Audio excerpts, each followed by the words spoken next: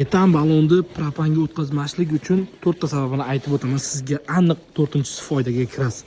Ya'ni ahamiyat berib qo'yasizlar. Hozirgi vaqtga hamma propan metanni yechtirib propan qildirmoqchi bo'lyapti. Qaytarib o'tamiz. Bizda balonlar ko'payib ketdi, shuning uchun zamin qilib bera olmayapmiz. Agarda yo'q, shu holatda ham olib qolaver deydigan bo'lsangiz, aytaylik, Cobalt avtomobiliga originali 90 talik balon bilan 4,5 million so'mga ustonovka qildirgan bo'lsangiz, atiga biz olib qolsakgina baloningizni o'zini qaytarib o'tamiz, 1 million so'mgacha olib qolishimiz mumkin.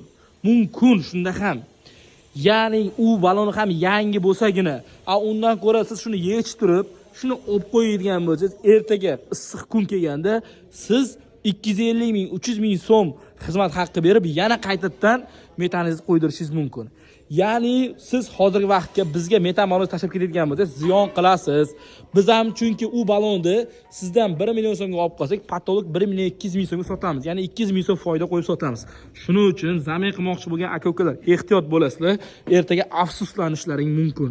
Ya'ni zaminga iloji bo'lsa, balonni olib ketinglar. Biz zamin qilmayapmiz. Qilsak ham juda ham arzon pulga olib qolamiz. Chunki bizning qo'limizda ob'yom balon juda ham ko'payib ketdi.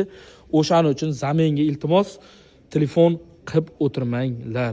24 ga 7 agarda sizlarga propan ustanovkasi qiziq bo'lsa, bemalol murojaat qilishingiz mumkin. Eng aksiya narxda, super mega chakma narxida propanlar ustanovka qilib beramiz. Metanni yechtirib olib ketsangizgina o'zingiz foyda qilasiz. Agar tashlab ketadigan bo'lsa, ziyon qilasiz. Chunki biz ham uni sotishimiz kerak kimgadir.